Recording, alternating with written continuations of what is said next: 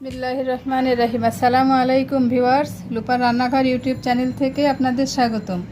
যারা নতুন ভিউয়ার্স তারা আমার চ্যানেলটিকে সাবস্ক্রাইব করবেন, আর যারা সাবস্ক্রাইব করেছেন তাদেরকে অনেক অনেক ধন্যবাদ। আমার ভিডিওটা ভালো লাগলে একটা লাইক দিবেন, শেয়ার করবেন, পাশে থাকবেন। তো বন্ধুরা, আমি আজকে হাঁসের মাংস পানি ছাড়া ভুনা করব, তাহলে চলুন রেসিপিটা দেখে নিই।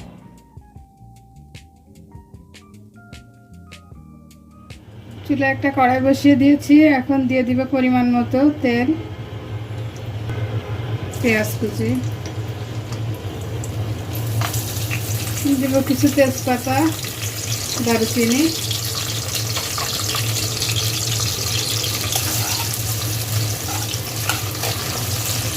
পেঁয়াজটাকে একটু হালকা ভাজা ভাজা করে নেব। এ পর্যায়ে দিব পেঁয়াজ বাটা,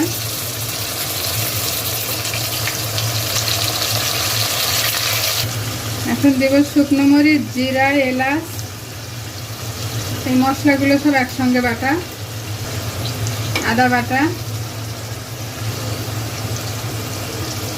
ধনিয়ার গুঁড়ো, হলুদের গুঁড়া, লবণ স্বাদ মতো।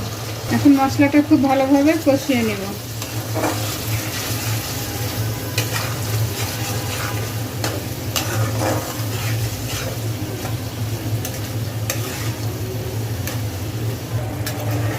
তাই মশলাটা বেশ অনেকক্ষণ ধরে 10 মিনিটেরও বেশি ধরে কষিয়ে নিয়েছি। মশলা থেকে খুব সুন্দর একটা স্মেল বের হয়েছে। এরপর যে আমি দিয়ে দিব মাংসগুলো। তো এই যে এখানে আমি 1 বাটি হাঁসের মাংস কেটে বেছে ধুয়ে রেডি করে রেখেছি, মাংসগুলো দিয়ে দিব।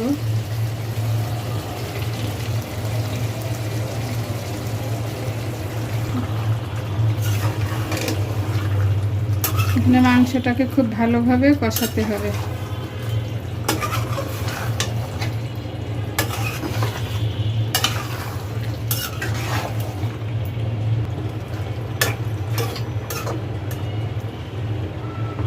এখন ঢাকা দিয়ে রাখবো।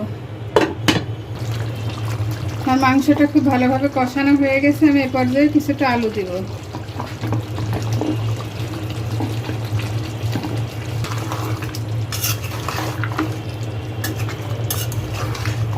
এ পর্যায়ে ঢাকা দিয়ে রাখবো কিছুক্ষণ।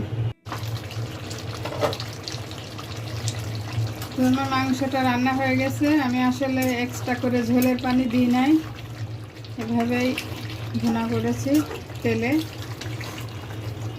তো বন্ধুরা, আমার রান্নাটা শেষ। আমি এখন একটু ভাজা জিরার গুঁড়ো এবং গরম মশলার গুঁড়ো ছিটিয়ে দিয়ে চুলাটা অফ করে দিব।